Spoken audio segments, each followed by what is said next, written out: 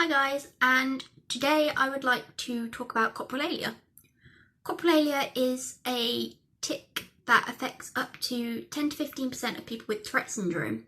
It is a tic where you say anything that's inappropriate, obscene or offensive, so it can include swearing or just generally saying something that's inappropriate to the situation you're in. Coprolalia is portrayed in the media quite a lot, and most people think that coprolalia is actually all that Tourette's is, but that's not necessarily true, because Tourette's is a lot more than just coprolalia, and coprolalia is a symptom. So obviously there's the co-occurring conditions and other tics, like motor tics and other vocal tics as well. So there is also different types of copro phenomena. So obviously coprolalia is saying inappropriate things, but there's copropraxia as well, which is doing inappropriate gestures, which could be the middle finger or touching inappropriate things.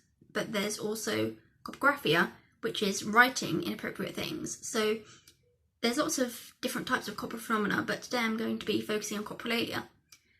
So coprolalia, it can be one word or a long sentence or a string of words, and it can sometimes look purposeful, but it's really important to know that it's not, and it has no intention behind it.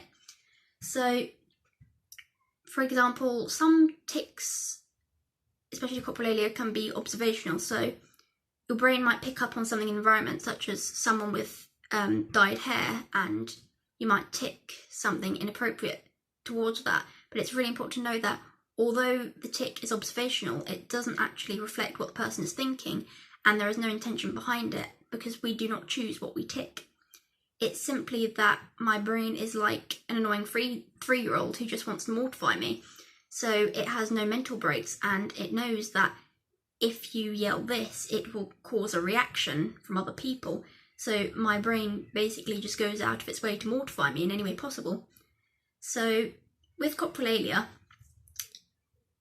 it's important to know that coprolalia, although it's what is mainly presented in the media, so for example a lot of Tourette's jokes or TV shows focus on the swearing aspect of Tourette's, it's important to know that there is actually a lot more to Tourette's, such as motor tics, vocal tics, pretty much anything can be a tic.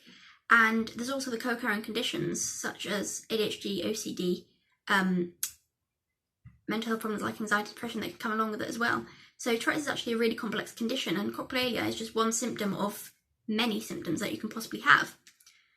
So I think that having coprolalia is actually quite difficult, because people are conditioned that when you say something inappropriate or swear, they probably will react negatively, and that is sort of why coprolalia sticks onto these words or phrases, because it knows they're inappropriate and knows they're going to trigger reaction from other people. But it's important to know that if you're around someone with coprolalia, it's not purposeful, it doesn't mean anything, there's no intention behind it. So you should never punish someone for coprolalia, or obviously any tic, but with coprolalia, it's really important to know that the individual who has coprolalia, we don't want to say it as much as you don't want to hear it. We don't choose it.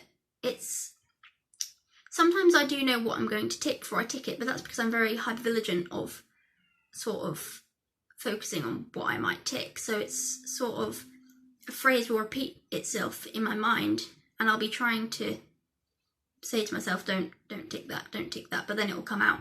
So sometimes if I'm not paying attention, I will just tic something random, but sometimes it's like a thought inserts itself into my mind. It's not my own thought because I'm not thinking it, but it's inserting itself into my mind, and I can't help but yell it. And unfortunately, coprolalia is quite misunderstood because, for example, people are ridiculed for it and ostracised in school, college, the workplace and universities for having coprolalia and other sorts of tics as well. And with coprolalia, it's really important to know that it's not bad behaviour, and it can sometimes actually be in context. Obviously, as I said, observational tics, sometimes it's like I'm ticking what everyone else is thinking. And if I do tic something funny, you are allowed to laugh. So, for example, some tics where I'm ticking what everyone is thinking, as long as it's not obscene, yeah, you can laugh. To be honest, I'm usually the one who starts laughing first, because I'm just like, why did my brain say that? But yes, it's important to know that you're school, college, university, workplace, whatever, it's important to know that they understand. And to do this, you can either carry around a card that explains what Tourette's is. You can get them off the Stickman Communications website, Tourette's Action, Tourette Association of America. They all do different types of cards that explain what Tourette's is, or you can make your own. You could just make your own card and say, I have Tourette syndrome, and this is what the symptoms are, so that you can explain it to people. Or you could, if you're having trouble in school or college, then you could get someone in to do teacher training. There are some individuals with Tourette's or in the Tourette's community, such as Tourette parents, who are really, really happy to go into schools and do talks and train the teachers and talk to the students about what Tourette's is, so that you can have a more accepting environment to be in.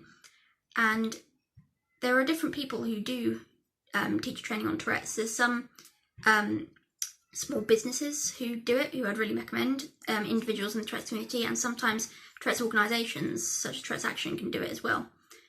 But I do think that when you have coprolalia, it is actually really important to have the support of the people around you, because if you're treated like a bad person for having coprolalia, then it is obviously going to affect your self-esteem. So my advice is to anyone who's around someone with coprolalia is don't mention it, just treat it like any other tic and ignore it. And you are allowed to laugh, it's funny, as long as the person is happy with that. If you're laughing with them, it's okay. But if you're around someone with coprolalia, just know that it's not intentional, and we don't mean it. We don't want to say it as much as you don't want to hear it. And if you have coprolalia, then don't feel that you need to hide yourself. I know that if you have coprolalia, you probably feel like people are going to have a bad reaction, because I've had quite a lot of people have bad reactions. I've had people say that I'm childish. I've had people tutting and staring and saying that I look stupid because I'm yelling inappropriate things.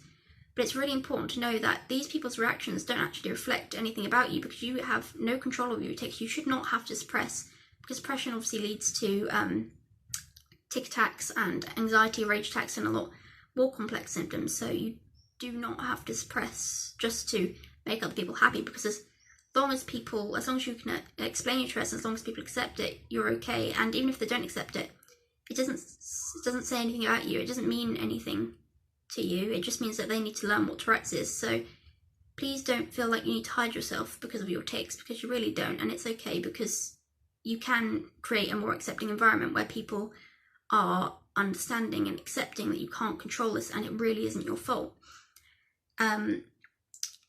What's also important to know is some inappropriate tics can sort of be in context. So some people do swear at the right time, which is similar to what I said about observational tics and saying what everyone else is thinking. And sometimes people do have coprolalia in a sentence as well. So it's really important, if someone you know is saying something inappropriate and you're not sure, just ask them if they can control it. And even if it isn't coprolalia and it might be disinhibition, then you should probably just ignore it, because we don't want to say these things, we just can't help it, and it's part of our neurological makeup. It's a symptom, and it's not a behavioural problem, it's a symptom. So it shouldn't be treated as anything that's wrong, like behavioural. It's not behavioural, it is our brain misfiring signals.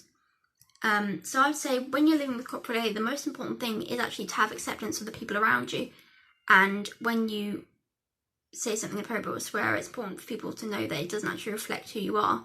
And I think that's also important to know about yourself. Just because you have coprolalia, it doesn't mean you're a bad person, because these things you tic, they don't reflect you. And yeah, sometimes it can insert itself into our mind and it repeats in the head before we say it. That doesn't mean that you're thinking it. You're not a bad person for having coprolalia. It's simply just a tic, and it's just something you have to deal with. And over time it does get easier, because as long as you are able to educate people around you, then it can get easier, because people are going to start being more accepting as long as they realise that this isn't you saying these things, it's your Tourette's. So I hope you enjoyed this video. Please say down below how you cope with your coprolalia or how you live with it, because coprolalia can definitely be one of the most socially isolating symptoms of Tourette's, because people might react negatively to it and you might be afraid to go out with it. But comment down below your experiences and I'd love to hear from you. So thank you for watching. Bye!